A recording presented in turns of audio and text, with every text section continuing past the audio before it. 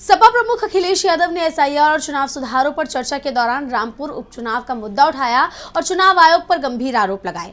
उन्होंने दो टूक कहा कि रामपुर उपचुनाव में वोटिंग के दिन जिस दिन वोट पड़ रहे थे उस दिन हम लोगों ने देखा कि किस तरह से पुलिस और प्रशासन इस बात पर लगा हुआ था कि कोई वोटर घर से न निकले। पहली बार बीजेपी वहां से चुनाव जीती थी। एक एक घटना की सूचना हमने चुनाव आयोग को दी थी। इसके बावजूद चुनाव आयोग ने कोई कार्रवाई नहीं की। सुनिए। जिस इलेक्शन कमीशन से हमें ये उम्मीद थी कि निष्पक्ष काम होगा, निष्पक्ष कार्रवाई होगी, वो हमें कहीं देखने को नहीं मिली। मैं सबसे पहला उदाहरण ये देना चाहता हूं कि एक रामपुर का बाई इलेक्शन जो लोकसभा का हुआ, जब लोकसभा का चुनाव बाई इलेक्शन रामपुर का हो रहा था तो भारतीय जनता पार्टी की सरकार के मुख्यमंत्री जी और पूरी भारतीय जनता पार्टी ने यह तय किया था कि समाजवादी पार्टी यहां से नहीं जीतेगी, यहां से भारतीय जनता पार्टी जीतेगी।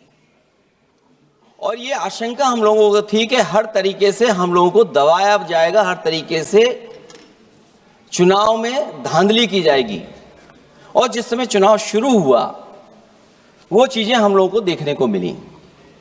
सभापति महोदय, वोटिंग के दिन जिस दिन वोट पड़ रहा था उस दिन हम लोगों ने देखा कि किस तरीके से पुलिस और पूरा प्रशासन इस बात पे लगा हुआ था कि कोई भी वोटर घर से न निकले।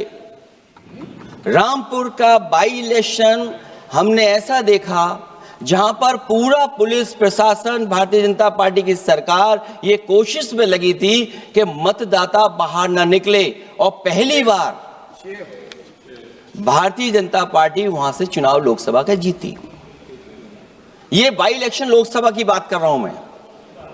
और एक एक घटना की सूचना हम लोगों ने इलेक्शन कमीशन को दी है। एक एक घटना के पुलिस क्या कर रही है, पुलिस कहां बैरिकेडिंग लगाई है, पुलिस कहां रोक रही है, कौन पुलिस का अधिकारी कहां जा रहा है, डीएम क्या कर रहे हैं, कमिश्नर क्या कर रहे हैं। और उसके बावजूद भी इलेक्शन कमीशन ने एक भी किसी के खिलाफ कार्रवाई नहीं की।